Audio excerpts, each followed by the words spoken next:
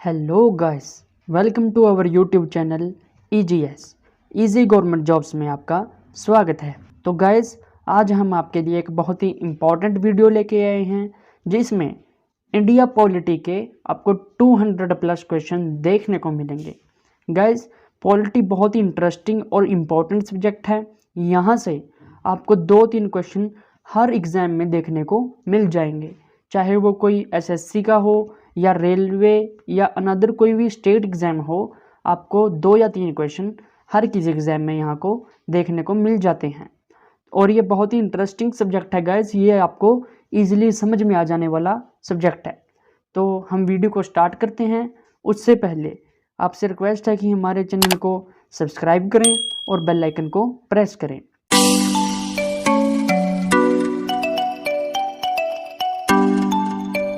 तो चलिए गाइज, हम वीडियो को स्टार्ट करते हैं। तो गाइज, ये जो क्वेश्चंस हैं ये आपको चैप्टर वाइज देखने को मिलेंगे। जैसे पॉलिटी में चैप्टर्स होते हैं उसी के हिसाब से हमने क्वेश्चंस लिए हुए हैं और इनके मैं आपको आंसर्स बताता हुआ चलूँगा और थोड़ी एक्सप्लेनेशन भी देता हुआ चलूँगा।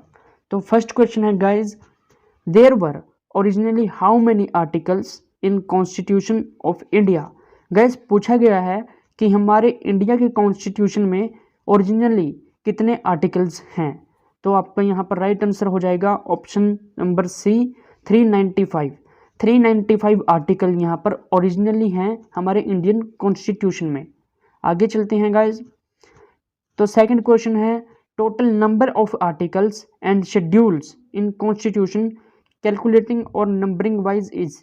तो गाइज, जो हमारे आर्टिकल्स और शेड्यूल्स यहाँ पर पूछे गए हैं हमारी कॉन्स्टिट्यूशन में कितने हैं, तो यहाँ पर आपका राइट ऑप्शन हो जाएगा बी। गाइज, 395 आर्टिकल हैं और 12 शेड्यूल हैं।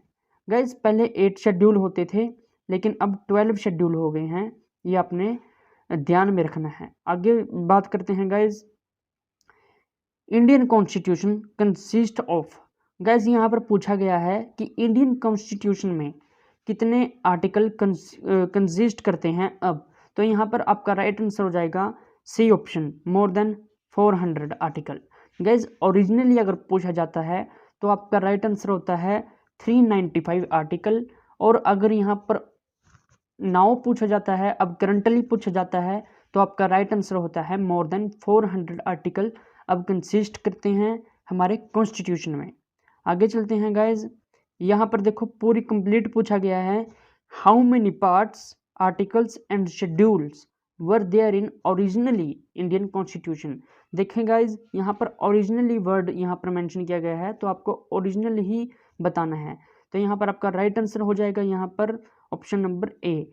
22 पार्ट्स हैं हमारे कॉन्स्टिट्यूशन में और 395 आर्टिकल हैं एंड 8 शेड्यूल हैं।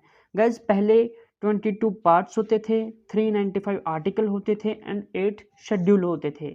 अब आर्टिकल्स हमारे मोर देन 400 हैं और हमारे शेड्यूल्स 12 हैं। तो आगे चलते हैं guys, which part of constitution contain provision relating to citizenship. Guys, citizenship से पूछा गया है कि ये कौन से पार्ट में लाई करता है कॉन्स्टिट्यूशन के। तो गाइज, यहाँ पर हमारा राइट आंसर हो जाएगा ऑप्शन नंबर सी। तो सेकंड पार्ट में हमारा सिटीजनशिप के बारे में बताया गया है जो कि आर्टिकल 5 से 11 तक डिस्क्राइब है। गाइज, हमारा जो फर्स्ट पार्ट है उसमें हमारा union and it's territory, union and it's territory के बारे में बताया गया है जो कि आर्टिकल 1 to 4 तक डिस्क्राइब किया गया हुआ है। तो आगे बात करते हैं गाइज, ये देखो पूछा गया है, which part of our constitution envisages a 3 tier system of panchayat. Guys, जो हमारा 3 टायर पंचायत सिस्टम है उसके बारे में पूछा गया है कि वो कौन से पार्ट ऑफ द कॉन्स्टिट्यूशन में लाई करता है। तो राइट आंसर हो जाएगा इसका गाइज ऑप्शन नंबर ए। ये हमारे कॉन्स्टिट्यूशन के पार्ट 9 में लाई करता है द पंचायत सिस्टम। गाइज, जो पंचायत सिस्टम है इसे पहले DPSP के आर्टिकल 40 में बयान किया गया था। उसमें इसे जो एक सरकार के दिशा निर्देश होते हैं, डायरेक्टिव प्रिंसिपल ऑफ स्टेट होते हैं, तो गाइज वहाँ पर इन्हें आर्टिकल 40 में डिस्क्राइब किया गया हुआ था जो कि मैंडेटरी नहीं होता सरकार के ऊपर। अगर सरकार उन्हें चाहे तो उन्हें फॉलो कर भी सकती है और नहीं भी। आप उसके लिए सुप्रीम कोर्ट में नहीं जा सकते, आप उनके लिए जस्टिशिएबल नहीं हो। तो गाइज यह पहले डीपीएसपी के आर्टिकल 40 में होता था, लेकिन अब इसे पार्ट 9 में एक अलग से दर्जा दे दिया गया है हमारे कॉन्स्टिट्यूशन में। आगे बात करते हैं guys, which part and chapter of 2003 Indian constitution deal with the legislative relation between union and state. तो गाइज पूछा गया है हमारे कॉन्स्टिट्यूशन के तहत कौन सा पार्ट और कौन से चैप्टर में यूनियन एंड स्टेट के रिलेशनशिप का ब्यौरा दिया गया है। तो गाइज इसका राइट आंसर हो जाएगा ऑप्शन नंबर ए। हमारे कॉन्स्टिट्यूशन के 11th पार्ट में चैप्टर 1 में यूनियन एंड स्टेट के रिलेशनशिप के बारे में बताया गया है। तो इसका राइट आंसर हो जाएगा पार्ट ए। आगे चलते हैं guys, which one of following schedule of the Indian constitution list the name of the state and specific there territories. Guys यहाँ पर शेड्यूल के बारे में पूछा गया है, आपको पॉइंट नोट करना है कि यहाँ पर शेड्यूल के बारे में पूछा गया है कि हमारे कॉन्स्टिट्यूशन में वो कौन सा शेड्यूल है जहाँ पर स्टेट्स के नेम एंड उनकी यूटीज टेरिटरीज जो होती हैं वो मेंशन की गई हैं। तो गाइज इसका राइट आंसर हो जाएगा ए। फर्स्ट शेड्यूल में ही हमारे जो स्टेट्स हैं उनके names and in their territories उनके नेम्स मेंशन किए गए हैं। तो आगे चलते हैं guys, 4th schedule of the constitution of India deal with. Guys जो क्वेश्चन है उसमें 4th शेड्यूल के बारे में पूछा गया है कि हमारा जो कॉन्स्टिट्यूशन का 4th शेड्यूल है वो किस चीज़ के बारे में डील करता है। तो आपका राइट आंसर हो जाएगा guys allocation of seats of the council of state. जो हमारी काउंसिल ऑफ स्टेट होती है उसकी सीट्स को एलोकेशन करने के लिए हमारा 4th schedule of constitution deal करता है। तो आपने पॉइंट ध्यान में रखना है। आगे चलते हैं guys, if a new state of the Indian union is to be created which one of the following schedule of the constitution must be amended. Guys यहाँ पर देखो काफ़ी घुमाकर क्वेश्चन पूछा गया है। क्वेश्चन क्या है मैं आपको बताता हूँ। गाइज पूछा गया है कि अगर इंडिया में कोई न्यू स्टेट क्रिएट करते हैं तो कौन सा शेड्यूल ऑफ द कॉन्स्टिट्यूशन है जो कि अमेंड किया जाएगा या होगा। तो गाइज इसका राइट आंसर हो जाएगा ऑप्शन नंबर ए, फर्स्ट शेड्यूल। अब ये फर्स्ट शेड्यूल क्यों अमेंडमेंट होगा मैं आपको थोड़ा एक्सप्लेन करता हूँ। तो गाइज जैसा कि मैंने आपको पहले क्वेश्चन में बताया, हमारे स्टेट्स के नेम कहाँ पर मेंशन है, शेड्यूल फर्स्ट में। तो जब हम कोई न्यू स्टेट्स बनाएंगे तो उसमें हमें अमेंडमेंट करनी होगी फर्स्ट शेड्यूल में ही। वहाँ पर एक नाम और जोड़ना पड़ेगा, न्यू स्टेट जो हम बनाएंगे उसका नाम भी जोड़ना पड़ेगा। तो यहाँ पर बन जाता है कि हमारा first schedule of the constitution amendment किया जाएगा। और एक बात और गाइज, ये जो पावर्स है ये किसके पास होती है, ये हमारी चैप्टर फर्स्ट में पार्ट फर्स्ट में आर्टिकल 1 to 4 जो कि हमारा पार्ट ऑफ द कॉन्स्टिट्यूशन है उसमें डिस्क्राइब किया गया है। ये पावर पार्लियामेंट के पास होती है और पार्लियामेंट को जो हमारा amendment of the constitution procedure होता है आर्टिकल 368 के तहत वो फॉलो करने की रिक्वायरमेंट नहीं होती। वो अपने तरीके से मेजॉरिटी पास करवा के ये जो प्रोसीजर है न्यू स्टेट क्रिएशन का ये कर सकती है। वैसे अगर जनरली पूछा जाए कि ये पावर किसके पास होती है तो ये पावर पार्लियामेंट के पास होती है। तो गैस आगे चलते हैं, in which list of the Indian constitution the panchayati raj subject is include. Guys panchayati raj के बारे में पूछा गया है कि ये किसका सब्जेक्ट है, यूनियन लिस्ट का सब्जेक्ट है या स्टेट लिस्ट का सब्जेक्ट है, कंकरेंट लिस्ट का सब्जेक्ट है या रेजिडुअरी लिस्ट का सब्जेक्ट है। तो गैस मैं आपको बता देता हूँ, जो हमारा पंचायती राज सिस्टम है यह सेंटर यानी कि यूनियन जो होती है उन्होंने स्टेट को सौंपा हुआ है। जो पंचायती राज है उस पर हमारा स्टेट ही सब फैसले लेगा, स्टेट ही इलेक्शन करवाएगा और स्टेट का ही कंट्रोल होगा। तो हमारा राइट ऑप्शन हो जाएगा ऑप्शन नंबर बी, ये स्टेट लिस्ट का सब्जेक्ट है हमारा जो कि है पंचायती राज सिस्टम। तो आपने राइट आंसर करना है स्टेट लिस्ट। जो नेक्स्ट क्वेश्चन है गाइज, यहाँ पर हमें ऑप्शंस दिए गए हैं और उनके पार्ट लिखे गए हैं गाइज और आगे उनकी डेफिनेशंस उन्हें डिस्क्राइब किया गया है। तो हमें जो करेक्टली होगा वो मैच करके बताना है। तो ऑप्शन ए है पार्ट सेकंड। आगे लिखा गया है of the constitution fundamental right. Gas ये गलत है, क्योंकि जो पार्ट सेकंड है उसमें हमें सिटीजनशिप के बारे में बताया गया है, तो यानी ये रॉन्ग हो जाएगा। और option number B part third of the constitution citizenship, guys ये भी गलत है। हमें थर्ड पार्ट में फंडामेंटल राइट के बारे में बताया गया है। आगे पार्ट फोर ए, गैस यहाँ पर नोट कीजिएगा पार्ट 4A है और द फंडामेंटल कॉन्स्टिट्यूशन, यहाँ पर फंडामेंटल ड्यूटीज़ के बारे में बताया गया है, तो हमारा राइट हो जाएगा यहाँ पर ऑप्शन नंबर सी।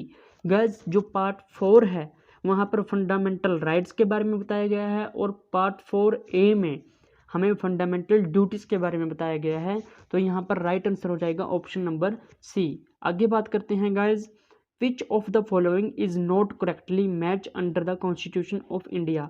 वही पूछा गया है गाइज, हमें यहाँ पर पार्ट्स दिए गए हैं और कुछ डेफिनेशन दी गई हैं, हमें करेक्टली मैच करना है। तो यहाँ पर पंचायत के बारे में कहा गया है, यहाँ कहा गया है पार्ट 9, तो गाइज ये भी ठीक है। ऊपर पूछा गया है कौन सा करेक्टली नॉट करेक्टली मैच है, जो नॉट करेक्टली मैच है हमें वही बताना है गाइज। तो जो हमारा पंचायत है वो पार्ट 9 में ही लाई करता है, तो ये ठीक है। और जो हमारा म्यूनिसिपैलिटी है वो पार्ट 9A में मेंशन करता है, ये भी ठीक है। तो गाइज जो हमारा जो कोऑपरेटिव सोसाइटी है वो पार्ट 9B में डील करता है, ये भी ठीक है गाइज। जो ट्रिब्यूनल्स हैं, ट्रिब्यूनल्स हमारे पार्ट 10 में लाई नहीं करते, तो गाइज ये आपका राइट आंसर हो जाएगा ऑप्शन नंबर डी। हमारे ट्रिब्यूनल्स पार्ट 10 में लाई नहीं करते हैं, तो आपका राइट आंसर हो जाएगा ऑप्शन नंबर डी। आगे चलते हैं गाइज, गवर्नेंस सिस्टम का जो क्वेश्चंस हैं वो देखते हैं। Constitution of India provide which type of governance system. हमारा कॉन्स्टिट्यूशन जो है वो किस तरह का गवर्नेंस सिस्टम प्रोवाइड करता है, यह पूछा गया है। तो गाइज ऑप्शन है डेमोक्रेटिक, प्रेसिडेंटल, पार्लियामेंट्री और सेमी डेमोक्रेटिक। गैस हमारा यहाँ पर राइट आंसर हो जाएगा पार्लियामेंट्री।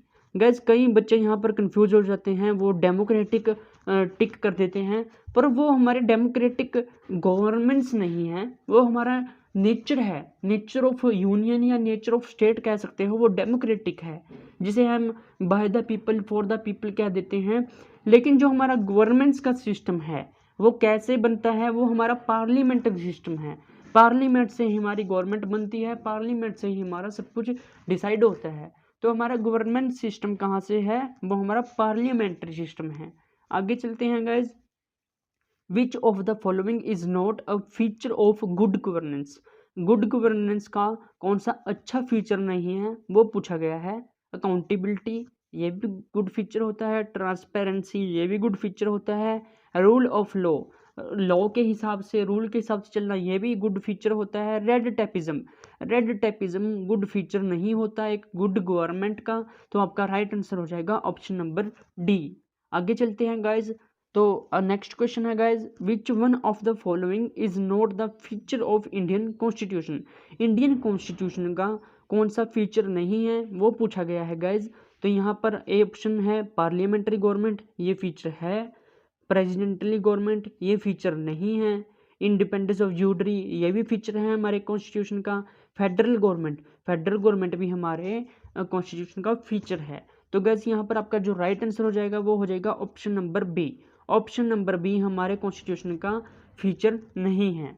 हमारे फीचर जो हैं वो ये बाकी 3 हैं जो हमने डिस्क्राइब किए हैं। आपका राइट आंसर हो जाएगा प्रेसिडेंशियल गवर्नमेंट। आगे चलते हैं गाइज यहाँ पर अगला चैप्टर स्टार्ट करते हैं, स्टेट एंड यूनियन टेरिटरी। तो यहाँ पर क्वेश्चन है, who among the following has the executive power to admit a state in the union or establish of new state. Guys पूछा गया है कि किसके पास ये पावर है कि वो एक स्टेट को एडमिट कर सकता है यूनियन के अंदर और एक न्यू स्टेट इस्टेब्लिशमेंट कर सकता है। तो गाइज जैसे कि मैंने आपको पहले भी बताया था, नवी स्टेट इस्टेब्लिशमेंट करने की और एंटर करने की ये पावर किसके पास होती है, पार्लियामेंट के पास ये पावर होती है। तो आपका राइट आंसर हो जाएगा ऑप्शन नंबर ए, पार्लियामेंट के पास ही यह राइट, यह पावर होती है, वो नवी स्टेट को इस्टेब्लिशमेंट कर सकता है या नवी स्टेट को एंटर कर सकता है यूनियन में।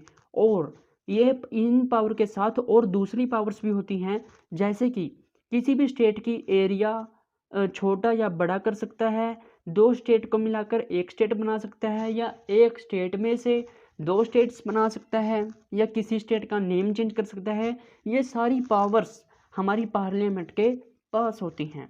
तो आपने पॉइंट ध्यान में रखना है गाइज। आगे चलते हैं। According to the article 1 of the Indian constitution, India is, guys article 1 के तहत पूछा गया है इंडिया क्या है, जो कि हमारे आर्टिकल 1 में लिखा गया है India is the union of the state. तो यहाँ पर राइट आंसर हो जाएगा option number D, India is the union of the state. हमारे स्टेट के जो काफ़ी सारे स्टेट हैं उनसे मिलाकर एक यूनियन बना हुआ है, वो हमारा इंडिया कहलाता है। ऐसा हमारे आर्टिकल 1 में लिखा गया है, तो वही पूछा गया था गाइज। इस बात का आपने ध्यान रखना है। आगे चलते हैं गाइज।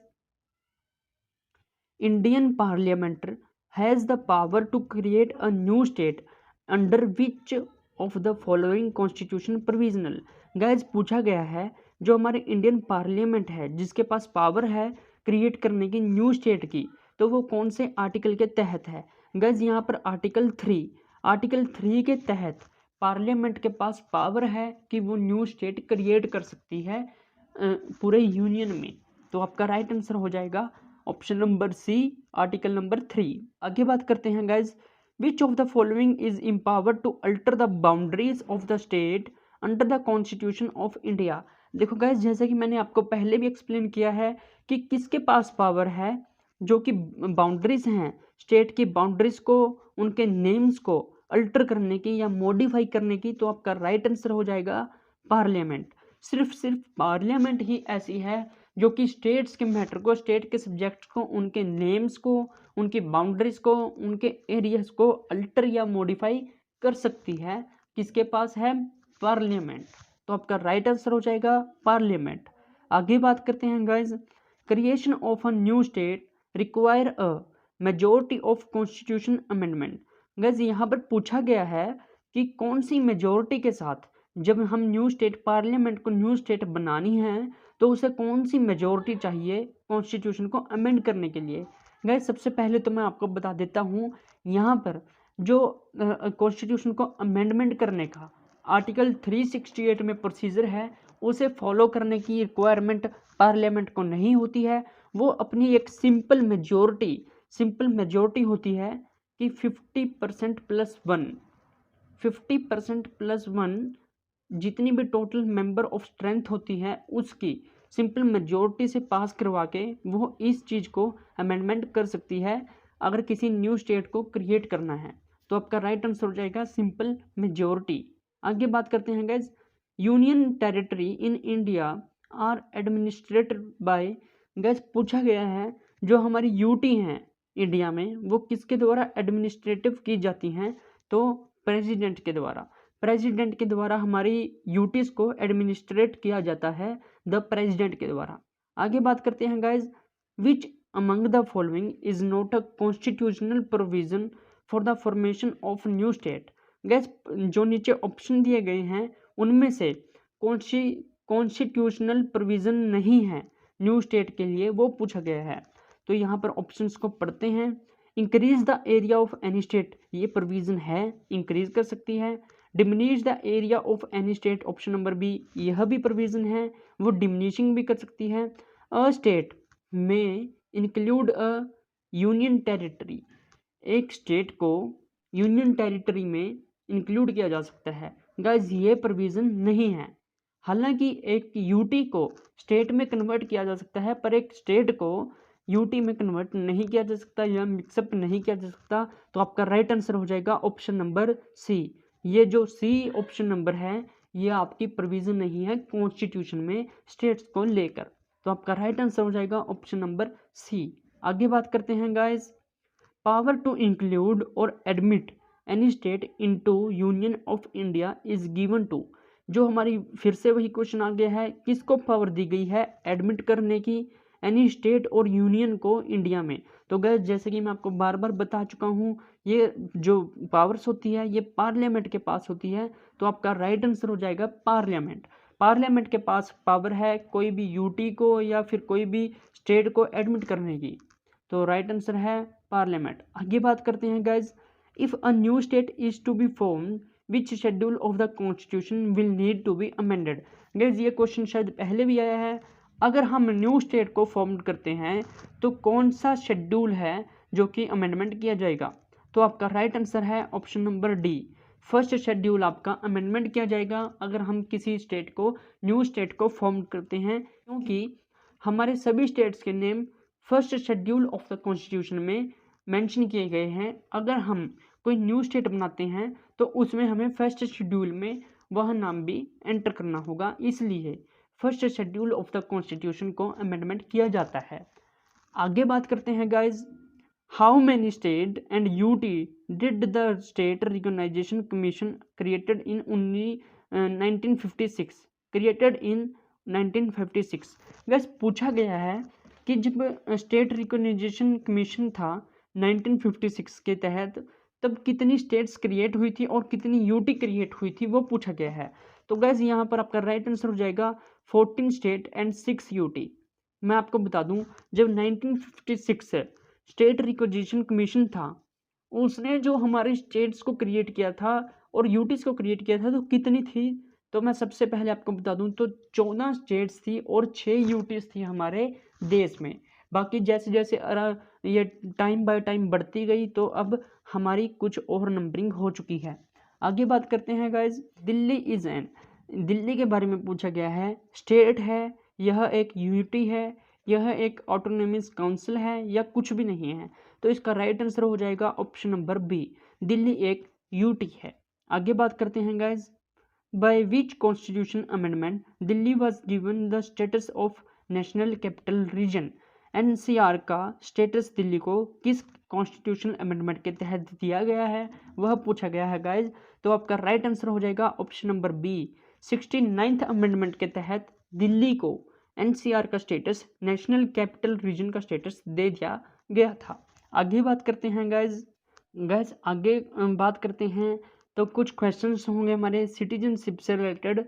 तो बात करते हैं, Indian citizenship can not be obtained by, Indian citizenship किस तरह ऑब्टेन नहीं की जा सकती? तो ऑप्शंस पढ़ते हैं हम, बर्थ के द्वारा ऑब्टेन की जा सकती है, नेचुरलाइजेशन के द्वारा ऑब्टेन की जा सकती है, absorbing any part of land, अगर जो हमारे इंडिया के अंदर कुछ भी लैंड है किसी की तो भी वो इंडिया का सिटीजनशिप माना जा सकता है, depositing money in Indian bank, अगर हम इंडियन बैंक में मनी डिपॉजिट करवाते हैं और हम फॉरेनर हैं तो हमें ऐसे सिटीजनशिप नहीं मिल सकती है। तो आगे बात करते हैं guys, the citizenship provide by the constitution of India is, जो हमारी सिटीजनशिप है वो किस तरह की सिटीजनशिप प्रोवाइड करता है हमारा कॉन्स्टिट्यूशन वो पूछा गया है, ड्यूल सिटीजनशिप या फिर सिंगल सिटीजनशिप या बोथ ऑफ या नन ऑफ दिस। तो गाइज हमारे देश में हमारे पूरे इंडिया में एक ही सिटीजनशिप कंसेप्ट चलता है जिसे हम कहते हैं सिंगल सिटीजनशिप कंसेप्ट। तो आपका राइट आंसर हो जाएगा ऑप्शन नंबर बी, हमारे देश में सिंगल सिटीजनशिप कंसेप्ट ही चलता है। आगे बात करते हैं guys, which of the following feature of the citizenship in India is correct. तो सिटीजनशिप्स के बारे में कुछ पूछा गया है, आगे हम ऑप्शंस को पढ़ते हैं। Dual citizenship of the state and nation, कहा गया है कि स्टेट का एंड नेशन में दो अलग तरह की सिटीजनशिप होती है। तो गाइज ये रॉन्ग आंसर है, हमारे कंट्री में एक ही सिटीजनशिप कंसेप्ट होता है। Single citizenship of the state, state की बात नहीं हो रही है यहाँ पर, पूरे इंडिया की बात होगी। तो आपका राइट आंसर हो जाएगा option number C, single citizenship of whole of India. तो यस गाइज आपका राइट आंसर हो जाएगा ऑप्शन नंबर सी, यानी कि सिंगल सिटीजनशिप होती है ऑल ऑफ द इंडिया, इसलिए आपका राइट आंसर है सी ऑप्शन। आगे बात करते हैं guys, which country accept the policy of dual citizenship. Guys पूछा गया है कि कौन सी कंट्री है जो कि ड्यूल सिटीजनशिप का कंसेप्ट या पॉलिसी अडॉप्ट करती है। तो यहाँ पर राइट आंसर हो जाएगा यूएसए। गाइज यूएसए एक ऐसी कंट्री है जो कि ड्यूल सिटीजनशिप का कंसेप्ट एग्री करती है, एक्सेप्ट करती है। आगे बात करते हैं गाइज, तो गाइज नेक्स्ट क्वेश्चन है आपका फंडामेंटल राइट टॉपिक से। गाइज ये टॉपिक बहुत ही इंपॉर्टेंट माना जाता है, यहाँ से ज़्यादातर पॉसिबिलिटी रहती है, यहाँ से एक आधा क्वेश्चन आपको एग्जाम में देखने को मिल जाता है। तो गाइज चलो क्वेश्चन को देखते हैं। गाइज क्वेश्चन है, fundamental right are fundamental right के बारे में पूछा गया है, क्या वो जस्टिशिएबल हैं या नॉन जस्टिशिएबल हैं, फ्लेक्सिबल हैं या रिजिड हैं। गाइस जैसा कि मैंने आपको पहले भी बताया है, यहाँ पर हमारा राइट आंसर हो जाएगा ऑप्शन ए। हमारे फंडामेंटल राइट जस्टिशिएबल हैं। ये सरकार के द्वारा कंपल्सरी किए हुए होते हैं, हर नागरिक को दिए हुए होते हैं। अगर हमारे फंडामेंटल राइट्स वायलेट होते हैं तो हम डायरेक्ट सुप्रीम कोर्ट या में जा सकते हैं, हाई कोर्ट में भी जा सकते हैं। पर मोस्टली हमारे पास ये एक पॉसिबिलिटी होती है, हमारे पास एक ये अपॉर्चुनिटी होती है कि हम डायरेक्ट सुप्रीम कोर्ट में जा सकते हैं इन केस अगर हमारे फंडामेंटल राइट वायलेट होते हैं। फंडामेंटल राइट जस्टिशिएबल हैं, तो आपने इस बात का ध्यान रखना है। आगे चलते हैं guys. Under which article of the constitution of India fundamental right have been provide to citizen. Guys fundamental rights के बारे में पूछा गया है कि इंडियन कॉन्स्टिट्यूशन में फंडामेंटल राइट हमारे सिटीजन को किस आर्टिकल के तहत दिए गए हैं। तो गाइज इसका राइट आंसर हो जाएगा option number B. Option number B में आर्टिकल 12 से लेके आर्टिकल 35 तक हमारे फंडामेंटल राइट्स जो हैं वो इंडियन कॉन्स्टिट्यूशन प्रोवाइड करता है हमारे सिटीजन्स को। गाइज इसमें हर तरह के जो फंडामेंटल राइट्स होते हैं वो डिस्क्राइब किए गए हुए हैं आर्टिकल 12 से लेके आर्टिकल 35 तक। तो ये आपने डिटेल में अगर पढ़ना चाहते हो तो आप इन्हें पढ़ सकते हो, अदरवाइज इसका जो राइट आंसर होगा ऑप्शन नंबर बी। आगे चलते हैं guys. In the Indian constitution of the right to freedom is guaranteed by 4 article which are. Guys यहाँ पर राइट टू फ्रीडम जो हमारा एक फंडामेंटल राइट है, राइट टू फ्रीडम, उसके बारे में पूछा गया है कि वो कौन से आर्टिकल के तहत इंडियन कॉन्स्टिट्यूशन ने प्रोवाइड किया हुआ है। तो आपका यहाँ पर राइट आंसर हो जाएगा option number A, article 19(2) article 22 के तहत हमें Indian constitution right to freedom provide करता है, जिसमें हमें राइट टू फ्रीडम में हमें कुछ भी फ्रीडम, जैसे कि आप लगा लो right to speech and expression, right to move, right to residency, right to profession, ऐसे कई सारे हमें फ्रीडम्स हैं जो कि हम कर सकते हैं। और जैसे हमारा आ जाता है लाइफ ऑफ पर्सनल लिबर्टी का एक इसमें आ जाता है हमारा राइट टू फ्रीडम में। ऐसे कई राइट्स हैं जो हमें राइट टू फ्रीडम में दिए गए हैं आर्टिकल 19 से लेके आर्टिकल 22 तक। तो ये पॉइंट आपने ध्यान में रखना है। इसका राइट आंसर हो जाएगा ऑप्शन नंबर ए। आगे बात करते हैं गाइज।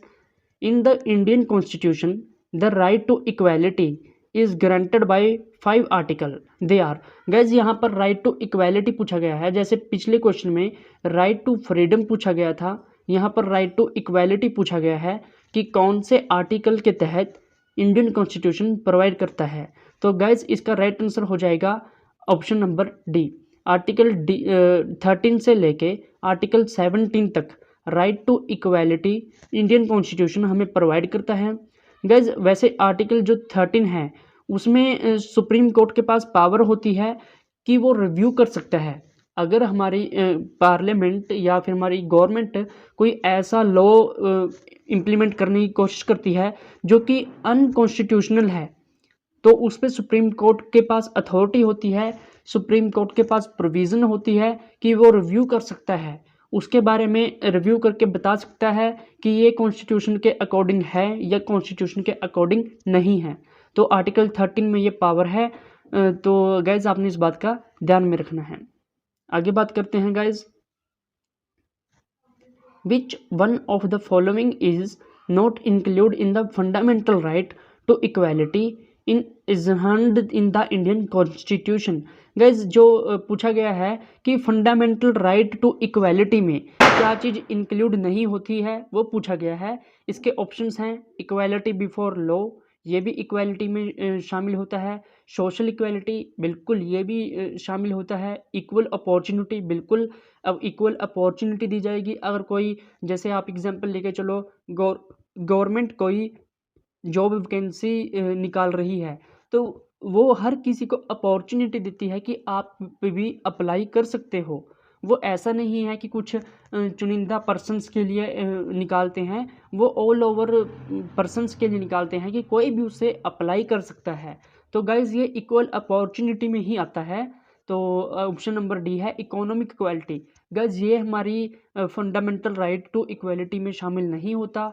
इकोनॉमिक इक्वालिटी ये हमारे फंडामेंटल राइट नहीं है, तो इसका राइट आंसर हो जाएगा option number D, economic equality. आगे बात करते हैं guys, which of the following article of the constitution deal with the fundamental right related to exploitation of children.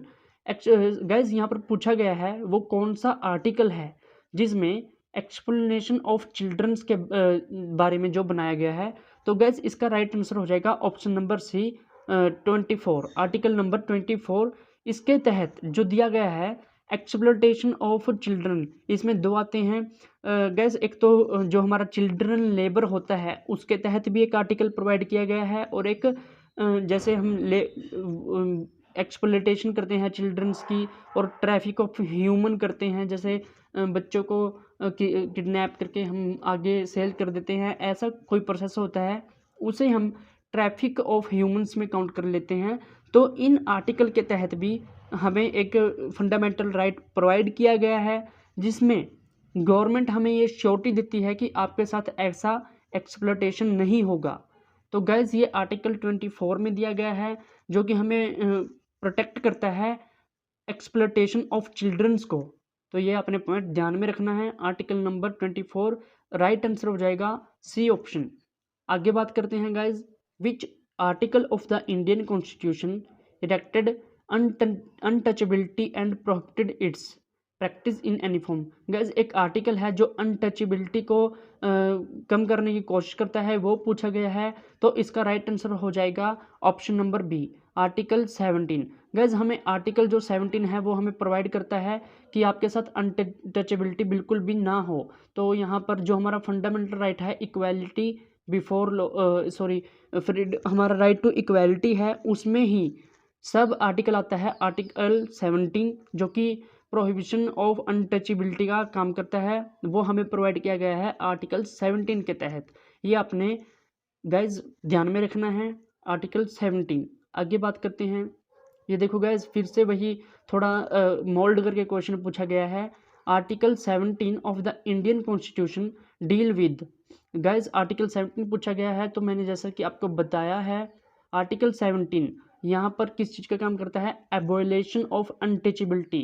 Abolition करने का काम करता है अनटचेबिलिटी को, ताकि किसी में भी अनटचेबिलिटी का जो हमारा पहले से चलता आ रहा है वो ना रहे, वो ख़त्म हो सके। आगे बात करते हैं, विच article of the Indian constitution is related with freedom of the press. Gas freedom से पूछा गया है, फ्रीडम ऑफ द प्रेस के बारे में पूछा गया है। तो यहाँ पर जैसे कि मैंने आपको पहले बताया, यहाँ पर राइट आंसर हो जाएगा आर्टिकल 19। आर्टिकल 19 हमें फ्रीडम देता है प्रेस के, तो आपने ये राइट ऑप्शन कर देना है यहाँ पर आर्टिकल नंबर 19।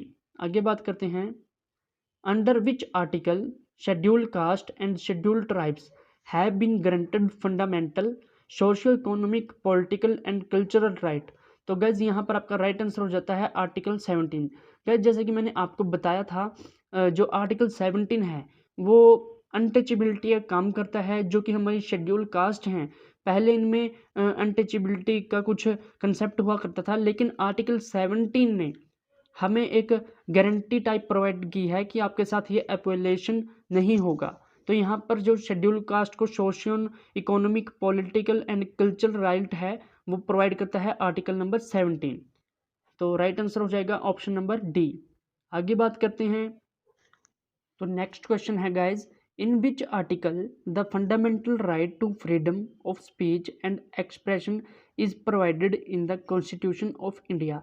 गाइज पूछा गया है कि कौन, जो मैंने आपको पहले बताया था आर्टिकल 19 में हमारा जो राइट टू फ्रीडम है उसमें सब आर्टिकल होते हैं, जैसे कि right to speech and expression, right to profession, right to move, right to profession, ऐसे कुछ सब आर्टिकल्स होते हैं राइट टू फ्रीडम के ही। उसमें हमें पूछा गया है, जैसे यहाँ पर पूछा गया है right to freedom of speech, freedom and speech के बारे में पूछा गया है।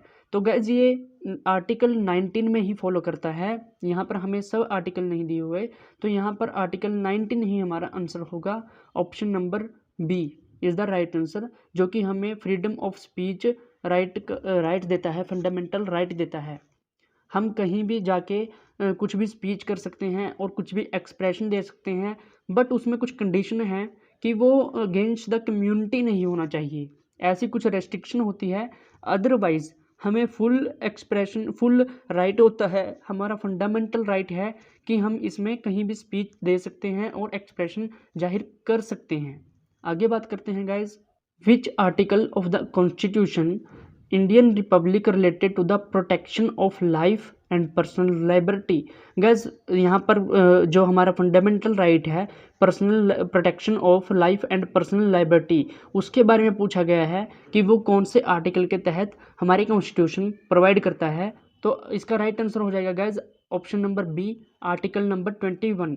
आर्टिकल नंबर 21 अकॉर्डिंग टू हमारे इंडियन कॉन्स्टिट्यूशन हमें एक राइट प्रोवाइड करता है जिसे जिसके तहत हमें प्रोटेक्शन ऑफ लाइफ है एंड पर्सनल लाइबिलिटी है। कोई भी हमारी लाइफ को ऐसे छीन नहीं सकता और हमारी पर्सनल लाइबिलिटी को भंग नहीं कर सकता। गैस बस इसमें भी कुछ कंडीशंस होती हैं, जैसे कोई अपराधी होता है उसमें सरकार के पास हक होता है कि वो उसे डेथ पेनल्टी या उसे जेल वगैरह दे सकती है, सज़ा वगैरह दे सकती है। तो उसमें एक तरह से सरकार उस पर्सन की लाइफ पर अधिकार जमा लेती है और उसकी पर्सनल लाइबिलिटी ले लेती है। तो इसमें कुछ एक्सेप्शंस, कुछ कंडीशन होती हैं। अदरवाइज़ कोई ऐसी नॉर्मेलिटी में कोई ऐसा केस नहीं होता कि जिसमें हमारी कोई लाइफ को छीन सके। ये हमें प्रोटेक्शन प्रोवाइड करता है आर्टिकल नंबर 21 अकॉर्डिंग टू हमारे इंडियन कॉन्स्टिट्यूशन। पॉइंट ध्यान में रखना है। आगे बात करते हैं guys, which article of the Indian constitution protect persons right to travel abroad. Guys इसका राइट आंसर हो जाएगा आर्टिकल 21। आर्टिकल 21 के तहत ही हमें एक राइट और मिलता है जिसमें प्रोटेक्ट किया जाता है पर्सन्स की राइट टू ट्रैवल अब्रॉड। अगर वो बाहर, हमारी कंट्री से बाहर कहीं यात्रा करना चाहता है तो उसका जो प्रोटेक्शन होती है वो आर्टिकल 21 में डिस्क्राइब की गई है। तो ये पॉइंट भी आपने ध्यान में रखना है। आगे बात करते हैं guys, under which article of Indian constitution wearings of kirpan by Sikh is deemed as a right to freedom of religion. तो गैस ये पूछा गया है कि जो सिख होते हैं वो किरपान को वियर कर सकते हैं, ये उनका राइट ऑफ फ्रीडम है। रिलीजन, जो हमारा रिलीजन धर्म होता है उसको प्रोटेक्ट करने का एक जो हमारे पास राइट है उसे right of freedom of religion कहते हैं, वो है। तो ये किस आर्टिकल के तहत माना जाता है वो हमसे पूछा गया है। तो गैस यहाँ पर राइट आंसर हो जाएगा article option number B, article 25। Guys जैसे कि आपको पता है हमारा जो right to freedom of religion है, हम किसी भी धर्म को मान सकते हैं और किसी भी तरह से उसकी जो एक्टिविटीज़ होती हैं उनको फॉलो कर सकते हैं। तो उसी में ये जो इनकी स्टेटमेंट है कि कोई भी सिख जो किरपान को वियर करता है वो कब माना जाता है कि जो उनकी फ्रीडम ऑफ रिलीजन है वो आर्टिकल 25 के तहत माना जाता है गाइज, कि जो सिख हैं वो किरपान को वियर करते हैं, वो एक तरह से अपने धर्म की फ्रीडम मान रहे हैं, एक्टिविटीज़ को फॉलो कर रहे हैं। तो राइट आंसर हो जाएगा आर्टिकल नंबर 25। आगे बात करते हैं guys, article 25 of the Indian constitution refers to, यहाँ पर आर्टिकल 25 के बारे में डायरेक्ट पूछा गया है कि ये किसको रेफर्स करता है। तो आपका राइट आंसर हो जाएगा option number C, freedom of religion. Freedom of religion को रेफर करता है हमारा आर्टिकल 25। आप किसी भी धर्म को मान सकते हो, किसी भी धर्म की एक्टिविटी को फॉलो कर सकते हो, आपके ऊपर कोई भी स्टेट या यूनियन गवर्नमेंट का बाइंड अप नहीं होता। तो आपके पास पूरी अथॉरिटी है, पूरी फ्रीडम है अपने रिलीजन को मानने की। तो अपना राइट आंसर हो जाएगा फ्रीडम ऑफ रिलीजन। आगे बात करते हैं guys, which of the following right can be enforce under article 32 of the Indian constitution. Gas यहाँ पर 32 आर्टिकल 32 है उसके बारे में पूछा गया है कि वो किसको इन्फोर्स करता है। गैस जो हमारा आर्टिकल नंबर 32 है वो हमारे फंडामेंटल राइट को प्रोटेक्ट करता है। अगर कोई, इसका राइट आंसर हो जाएगा option number B, fundamental right. Guys अगर कोई भी हमारा फंडामेंटल राइट वायलेट होता है, भंग होता है, तो हमारे पास आर्टिकल 32 के तहत प्रोविज़न होती है कि हम डायरेक्ट सुप्रीम कोर्ट में जाके अपील कर सकते हैं कि मेरा जो फंडामेंटल राइट है वो वायलेट हुआ है, आप इसके तहत मुझे जस्टिशिएबल प्रोवाइड करें। तो गैस आर्टिकल 32 इसे हार्ट्स ऑफ कॉन्स्टिट्यूशन भी कहा जाता है। तो ये हमें प्रोटेक्शन प्रोवाइड करता है अगर हमारे कोई भी फंडामेंटल राइट वायलेट होता है, भंग होता है, तो हम आर्टिकल 32 के तहत सुप्रीम कोर्ट में मूव कर सकते हैं। तो आपका राइट आंसर हो जाएगा बी ऑप्शन, फंडामेंटल राइट। आगे बात करते हैं guys, under the Indian constitution who is guardian of the fundamental right, कौन गार्डियन है हमारे फंडामेंटल राइट की, वो पूछा गया है कि इंडियन कॉन्स्टिट्यूशन के तहत गार्डियन कौन कहलाता है हमारे फंडामेंटल राइट का। तो आपका राइट आंसर हो जाएगा option number C, supreme court. Guys जैसे कि मैंने आपको बताया, हमारे फंडामेंटल राइट अगर किसी केस में वायलेट होते हैं तो हम कहाँ पर मूव कर सकते हैं, हम सुप्रीम कोर्ट में मूव कर सकते हैं आर्टिकल 32 के तहत। ये हमारे पास एक राइट होता है, तो इसलिए गार्डियन कहा जाता है फंडामेंटल राइट का सुप्रीम कोर्ट को। आगे बात करते हैं guys, under the Indian constitution who among the following is considered to be guardian of the fundamental right. Guys यहाँ पर फिर से पूछा गया है लेकिन ऑप्शंस बदलाव किया गया है। देखो जैसे पहले सुप्रीम कोर्ट था, यहाँ पर ऑप्शन नंबर सी में जुडिशरी शामिल किया गया है। तो गाइज ना पार्लियामेंट होता है, ना प्रेसिडेंट होता है, ना प्राइम मिनिस्टर होता है, तो हमारा या सुप्रीम कोर्ट होते हैं, या फिर अगर सुप्रीम कोर्ट ऑप्शन में ना हो तो हम राइट आंसर करेंगे जुडिशरी को। गाइज जुडिशरी हमारा राइट आंसर हो जाएगा। तो जो हमारे फंडामेंटल राइट को प्रोटेक्ट करते हैं, हम जहाँ पर मूव करते हैं, और उनके गार्डियन कौन कहलाते हैं, जुडिशरी। तो आपका राइट आंसर हो जाएगा जुडिशरी। आगे चलते हैं guys, which one of following right was described by doctor BR Ambedkar as heart and soul of constitution. Guys जैसा कि मैंने आपको बताया, हमारे कॉन्स्टिट्यूशन में एक जो आर्टिकल है उसे heart and soul of constitution भी कहा जाता है। वो कौन सा है मैं आपको बताता हूँ। तो इसका राइट आंसर हो जाएगा option number D, right to constitutional remedies. वही आर्टिकल 32, इसमें आर्टिकल 32 जो हमारा आर्टिकल 32 है, जिसके तहत हम सुप्रीम कोर्ट में मूव कर सकते हैं अगर हमारा कोई फंडामेंटल राइट वायलेट होता है, उसे ही हम heart and soul of constitution कहते हैं। तो वो हमारा option number D, right to constitution remedies के नाम से होता है, आर्टिकल नंबर 32। राइट आंसर हो जाएगा ऑप्शन नंबर डी। आगे बात करते हैं गाइज, विच ऑफ, देखो गाइज यहाँ पर फिर से वही क्वेश्चन पूछा गया है लेकिन यहाँ पर आर्टिकल पूछा गया है। Which one of the following article was term as heart and soul of the constitution by doctor BR Ambedkar. जो हमारा heart and soul of constitution article है वो कौन से आर्टिकल में दिया गया है। तो आपका राइट आंसर हो जाएगा ऑप्शन नंबर डी, आर्टिकल 32, जिसे हम कॉन्स्टिट्यूशनल रेमेडीज़ के नाम से भी जानते हैं। इसे ही हार्ट एंड सोल भी कहा जाता है। तो ये पॉइंट आपने ध्यान में रखना है। आगे बात करते हैं guys, by which amendment the right to property was abolished. Guys जो हमारा राइट टू प्रॉपर्टी है, ये पहले हमारा फंडामेंटल राइट हुआ करता था आर्टिकल 31 के तहत। ये हमारा राइट टू हमारा प्रॉपर्टी हुआ करता था, जो कि हमारा पहले फंडामेंटल राइट हुआ करता था। लेकिन 44th अमेंडमेंट के तहत ऑप्शन नंबर बी हमारा राइट आंसर होगा। अकॉर्डिंग टू 44th अमेंडमेंट के तहत इसे फंडामेंटल राइट से निकाल दिया गया है, आर्टिकल 31 को रिमूव कर दिया गया है हमारे फंडामेंटल राइट में से। तो आपका राइट आंसर हो जाएगा 44। और आपने ये बात भी ध्यान में रखनी है कि जो हमारा आर्टिकल 31 राइट टू प्रॉपर्टी पहले फंडामेंटल राइट हुआ करता था, अब वो हमारा फंडामेंटल राइट नहीं रहा है। नेक्स्ट क्वेश्चन है guys, the 44th amendment to the constitution of India removed the following right from the category of fundamental right. Guys वही पूछा गया है कि 44th अमेंडमेंट के तहत कौन सा फंडामेंटल राइट रिमूव किया गया था फंडामेंटल राइट की लिस्ट से।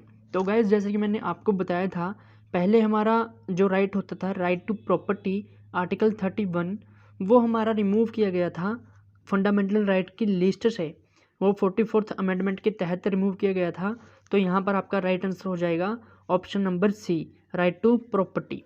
आगे बात करते हैं guys, right to property according to the constitution of India is a guys देखो, जैसे कि मैंने आपको बताया था, ये जो राइट ऑफ प्रॉपर्टी है ये पहले हमारा फंडामेंटल राइट हुआ करता था, लेकिन इसे 44th अमेंडमेंट के तहत रिमूव कर दिया गया फंडामेंटल राइट से, और अब ये बन गया है हमारा लीगल राइट। तो ये हमारा जो राइट टू प्रॉपर्टी है ये हमारा लीगल राइट है। तो अब आपका राइट आंसर हो जाएगा option number C, legal right. आगे बात करते हैं guys, which one of the following is not among the 6 fundamental right provided by the Constitution of India। Right to equality, बिल्कुल ये हमारा फंडामेंटल राइट है। राइट टू प्रोटेस्ट, गैज हमारा right to protest ये कोई फंडामेंटल राइट नहीं है। Option number C, right against exploitation, guys ये भी हमारा फंडामेंटल राइट है। और option number D, right to freedom of religion, बिल्कुल गैस ये भी हमारा फंडामेंटल राइट है। तो हमारा यहाँ पर राइट आंसर हो जाएगा option number B, right to protest हमारा कोई फंडामेंटल राइट नहीं है। हम वैसे प्रोटेस्ट कर सकते हैं अकॉर्डिंग टू लॉ, बट ये हमारा फंडामेंटल राइट नहीं है। तो आपका राइट आंसर हो जाएगा राइट टू प्रोटेस्ट। आगे बात करते हैं guys, which one of the following is not a fundamental right. तो फिर से फंडामेंटल राइट पूछा गया है कि कौन सा नहीं है। तो गाइज यहाँ पर राइट टू फ्रीडम भी हमारा फंडामेंटल राइट है, right to equality, right to property, option number C, right to property is not our fundamental right, it is a legal right. तो हमारा राइट आंसर हो जाएगा option number C, right to property. आगे बात करते हैं guys, Indian constitution does not grant which of the following right. जो हमारा इंडियन कॉन्स्टिट्यूशन है वो कौन सा राइट ग्रांट नहीं करता, वो पूछा गया है। तो option number A, right to equal shelter, guys ये वैसे हमारा जो कॉन्स्टिट्यूशन है ऐसा कोई राइट ग्रांट नहीं करता। और option number B, right to equality, ये है। Right to option number C, right to freedom of religion, बिल्कुल ये भी हमारा फंडामेंटल राइट है। डी, राइट टू लिबर्टी, ये भी है हमारा आर्टिकल 21 में आ जाता है। तो जो हमारा ऑप्शन नंबर ए है, right to equal shelter, this is not our fundamental right. तो हमारा कॉन्स्टिट्यूशन इसके लिए हमें ग्रांट नहीं करता कि आपके पास राइट है इक्वल शेल्टर के लिए। तो आपका राइट आंसर हो जाएगा ऑप्शन नंबर ए। आगे बात करते हैं guys, the right to equality is granted by 5 articles in the Indian constitution, these are. Guys जो राइट टू इक्वालिटी है वो पूछा गया है कि कौन से 5 आर्टिकल के तहत ये हमें दिए गए हैं। तो आपका राइट आंसर हो जाएगा guys article 13 to 17। Article 13 to 17 हमें राइट टू इक्वालिटी प्रोवाइड किए गए हैं हमारे कॉन्स्टिट्यूशन के द्वारा। तो गाइज ये हमारे कुछ क्वेश्चंस थे जो कि हमारे प्रीवियस ईयर्स यूपीएससी एग्जाम्स में आए हुए थे। आपने देखा कैसे एक ही क्वेश्चन को अलग अलग वे से मोल्ड किया हुआ था, उनकी वर्डिंग चेंज की हुई थी। तो गाइज आगे भी हम आपके लिए पॉलिटी के सीरीज़ लेके आते रहेंगे। जैसे इसमें हमने कंसेप्ट वाइज जैसे citizen, union and state, it's territory, फिर हमने fundamental right, concept wise question किए हैं। ऐसे ही हम आगे कंसेप्ट वाइज क्वेश्चन लेके आते रहेंगे। तो उम्मीद करता हूँ आपको काफ़ी कुछ इसमें सीखने को मिला होगा। तो गाइज आपसे रिक्वेस्ट है कि आप हमारे चैनल के साथ बने रहें और हमारे चैनल को फॉलो करें और सब्सक्राइब करें, ताकि आपको ऐसे ही इन्फॉर्मेटिव वीडियोस देखने को मिलती रहें। तो thank you guys, thank you so much.